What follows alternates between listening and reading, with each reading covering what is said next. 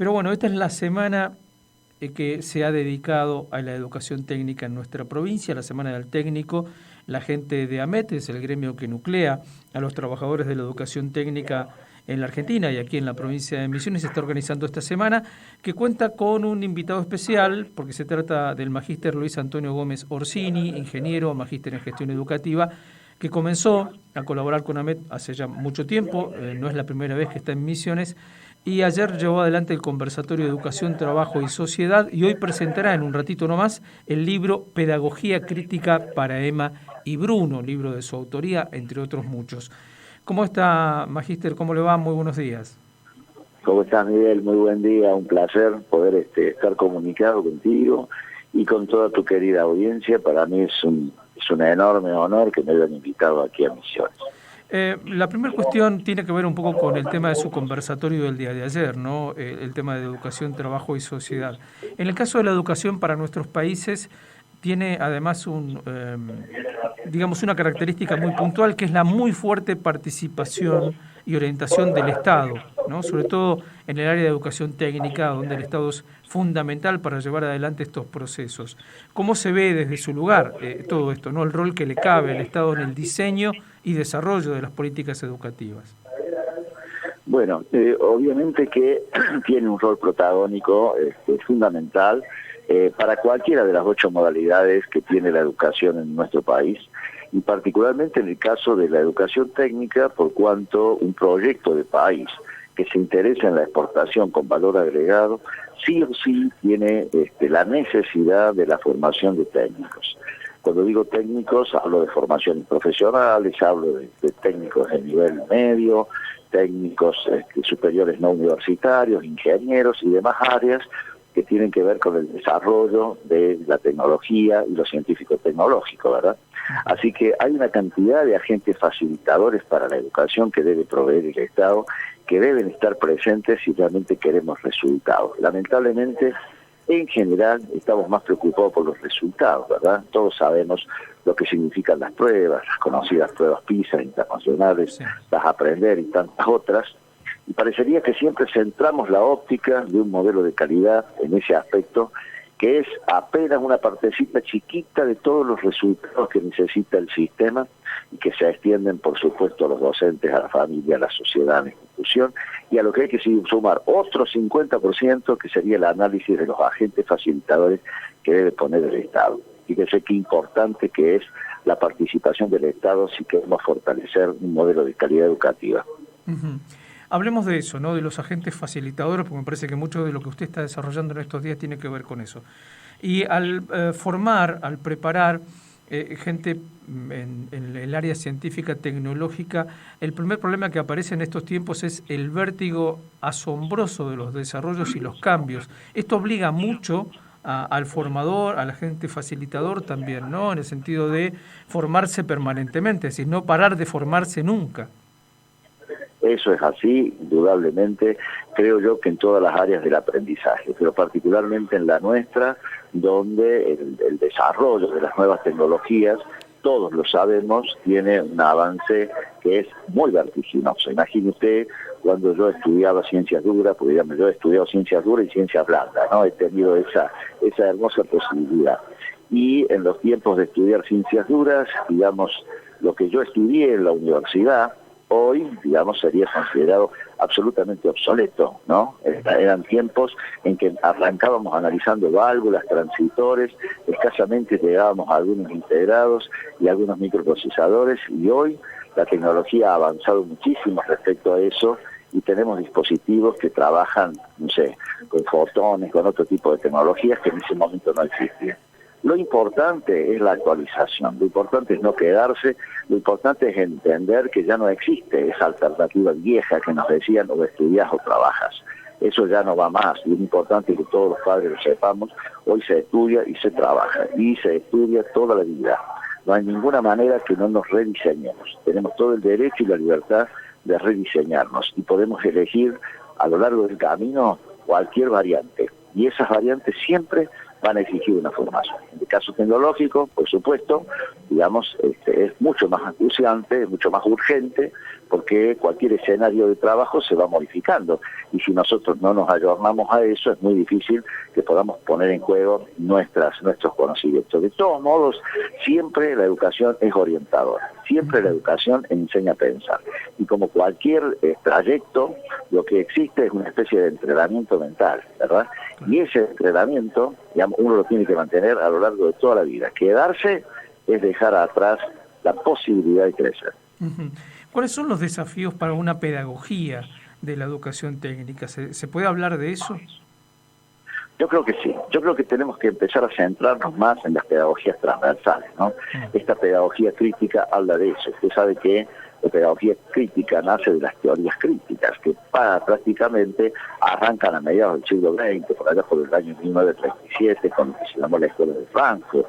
Y esta forma de pensamiento se extendió luego a todo el mundo. Pero lo que planteaba la teoría crítica era la oposición a las teorías clásicas, es decir, al status quo, es decir, a esto de decir, esto que ya se investigó, esto que ya se estudió, queda ahí, ¿no? Y bueno, esta gente lo que planteó es que no, que todo era posible de ser modificado, toda realidad, cualquier realidad que usted vea o conozca puede ser mejorada. La realidad del mundo hoy es preocupante, todos sabemos que vamos en un camino de destrucción, en un estado de asimetría enorme entre ricos y pobres. Y Paulo Freire, el gran pensador de la pedagogía crítica, nos dejó un legado muy importante, pero algunas cosas de él son muy rescatables, inspiradoras, particularmente lo fueron en mi caso, cuando él hablaba de que la educación no cambia el mundo, pero cambia a las personas que van a cambiar del mundo. Y ahí viene lo que usted decía. Si realmente estamos formando personas para cambiar el mundo, ¿qué les vamos a enseñar? Ese, digamos, fue un poco la pregunta que yo me hice por allá por el año 2015. Allí aparecieron 4 libros, año 2017, 2018, 19 y 20, fueron todas pedagogías, en donde yo avancé sobre eso. Y bueno, a ver, ¿qué tenemos que cambiar? ¿Qué es lo que nos está doliendo de este mundo? ¿Sí? ¿Cómo lo vamos a hacer? ¿Con qué herramientas? ¿Con qué educación? ¿Qué es una educación de calidad? ¿Y cómo vamos a tratar de manejarlo frente a la dominación inducida? Cuando este joven tenga la decisión por en sus manos, cuando llegue a adulto y tenga que votar a los nuevos líderes, que son los únicos que pueden cambiar esta realidad, ¿qué es lo que tiene que saber? ¿No? Entonces, la pedagogía sirve para eso, para que la gente, y sobre todo para que los jóvenes, puedan ser llevados por el camino correcto. Sí o sí necesitamos un cambio en ese sentido. Por eso este tipo de materiales deberían ser para todos los docentes, no para algunos sí y otros no. Y cuando digo docentes no me quedo solamente en el docente que estudió la carrera docente. Un padre es docente. La sociedad es docente, ¿no? Los medios de comunicación, los comunicadores sociales son docentes, o sea, es parte de la formación de las personas que quedan a lo mejor frente al televisor, frente a la radio, o que en su casa, en una reunión familiar, escuchan lo que los adultos están diciendo. Este es el trabajo que tenemos que hacer con la educación sola no puede. Nadie vaya a creer que un ministerio va a resolver el problema de educación, o que una universidad va a resolver el problema de educación. La educación es un sistema absolutamente complejo y por lo tanto la pedagogía crítica se encarga de señalar eso. Necesitamos individuos con un espíritu crítico, con un pensamiento libre y crítico, que puedan relacionar el conocimiento intelectual asumido, el asimilado, con relación a su medio, el medio en el que viven, en el que se desarrollan. Por lo tanto, y tal como nos pasa en el aula, lo social, lo político, lo económico, todo ingresa por la ventana del aula y por lo tanto todo ingresa en la educación. Esa es la nueva educación. Hacia esa educación debemos ir. Y si algo tendríamos que pensar todos es cómo vamos a hacer para cambiar esta realidad. El siglo XXI, mire, es un siglo bisagra. Es un siglo similar al Renacimiento, ¿verdad? Es decir, esta nueva manera de ver que necesitamos de urgencia. Porque hemos tenido un siglo XX prioritariamente beligerante en todo sentido, 17.000 armas nucleares con poder de destrucción 1.500 veces superiores a las que tenían las bombas arrojadas en Nagasaki y Hiroshima. Y tenemos que pasar un siglo XXII necesariamente de prioridad humanista. Entonces, ¿cómo no vamos a estar pensando todos en la necesidad de un trabajo pedagógico de formación en los jóvenes para que puedan construir un mundo mejor? Emma y Bruno son mis nietos, por eso este libro se llama Pedagogía Crítica para Emma y Bruno, para que su futuro sea mejor que nuestro pasado. Ujú. Ingeniero, estaba pensando en la mención que usted hacía a Freire, hablando de la pedagogía, y desde el sentido común o desde el lugar común, uno siempre que ve la imagen de la tarea dentro de un aula, de una escuela técnica o de un taller, ve muchas veces el trabajo colaborativo que debe hacerse necesariamente en un taller. Me gustaría una reflexión suya sobre ese punto también, ¿no? El tema de la colaboración, de la cooperación en el ámbito del aprendizaje.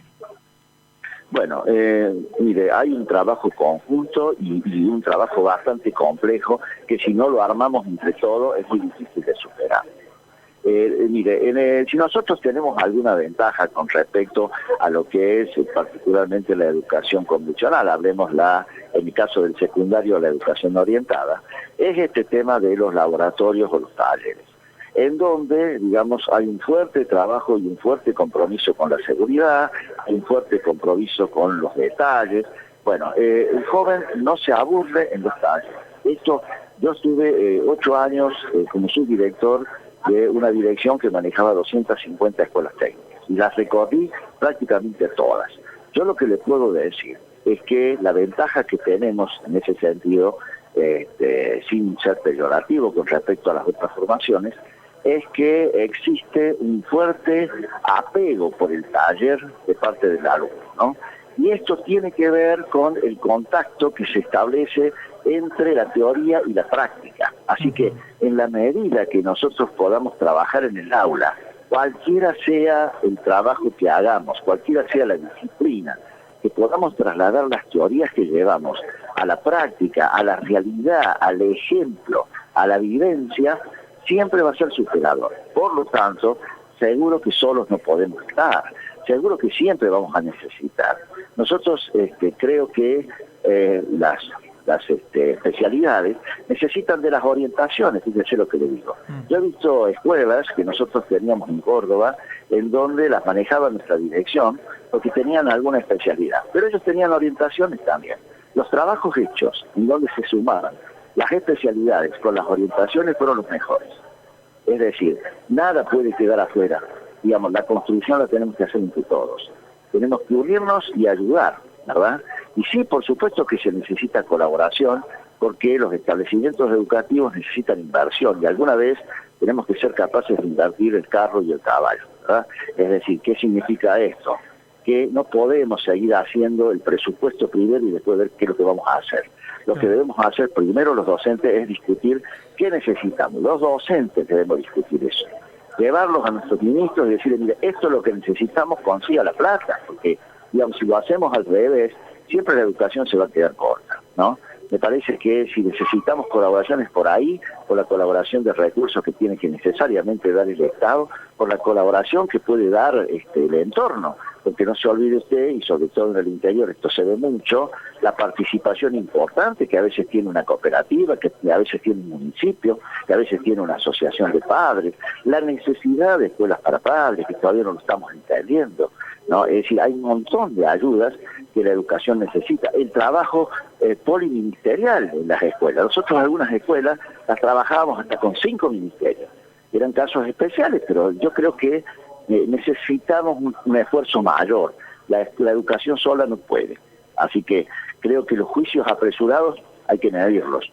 Tenemos excelentes docentes. Yo he disertado en diferentes escenarios, nacionales, internacionales, diferentes provincias. Y puedo asegurar de que en ese sentido no hemos tenido nunca una decepción. Por el contrario, me están llamando ya para disertar. Les pido disculpas. Sí, está bien. Le mando un abrazo enorme. Si usted quiere, mañana con todo gusto seguimos, porque, bueno, como ve usted, la conversación, digamos, es interesante, es importante, y esta convocatoria donde se une un sindicato nacional con el trabajo que se realiza desde los estamentos oficiales de gobierno con las universidades, me parece que es lo que tenemos que buscar. Esa es la mejor ayuda que nos pueden dar. Tal cual. Magíster, muchas gracias por atendernos. Muchísimas gracias a ustedes. Pido disculpas por cortar la nota. Un fuerte abrazo. Pero estuvo creo que gracias. Charlábamos con quien está a punto de iniciar su disertación en la jornada de hoy, el magíster Luis Antonio Gómez Orsini.